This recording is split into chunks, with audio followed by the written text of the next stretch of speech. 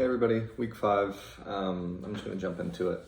It's something I gleaned about global Christianity in the readings this week was from A Time for Mission, the Challenge of Global Christianity. I think just reading about how the majority world church is actually experiencing conditions and issues and even movements of God very similar to the early church, with important roles played by laypersons and not professional pastors, that women and children, elderly, are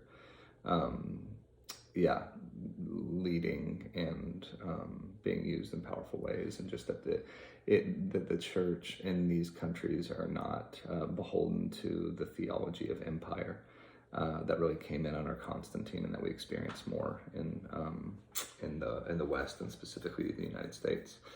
I think one thing that really impacted me from my reading was from Can White People Be Saved? And I just think the framework of whiteness as idolatry was powerful, a really powerful framework, and that in order for that to be cast down, that white identity must be decentered and not held as normative. Had a lot of conversation around this with colleagues and friends and congregants, and I just think this is one of the most important things that we can do, is to see white identity or whiteness as idolatry, and the decentering of whiteness is just a really, really, really big deal, and really hard to do for us as white people, because it's just kind of the air we breathe, water we swim in. And I just love the point of white supremacy is arguably the original sin of the West, the United States, and the church. And we must speak of whiteness as an effective idolatry. In terms of advocacy and justice issues that I'm passionate about and how I'm involved, I think I've talked about it here, but been involved for the last, 7-8 years in facilitating racial reconciliation workshops through the church that I've worked at.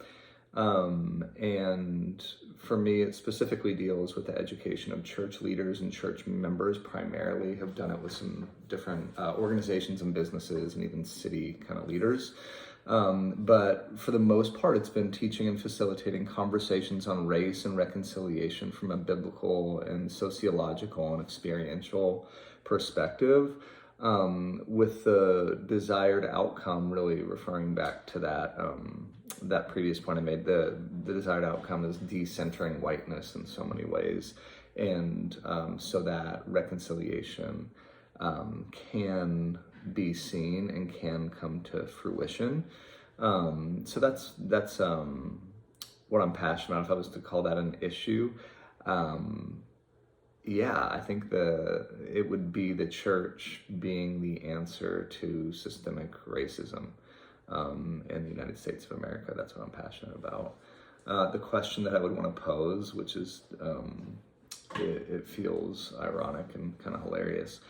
How would you address or frame whiteness as idolatry in a majority white evangelical megachurch, which is where I find myself as of last December? Long story behind that one. But how would you address or frame whiteness as idolatry in a majority white evangelical megachurch? That's the question. I'm fascinated by any answers we get on that.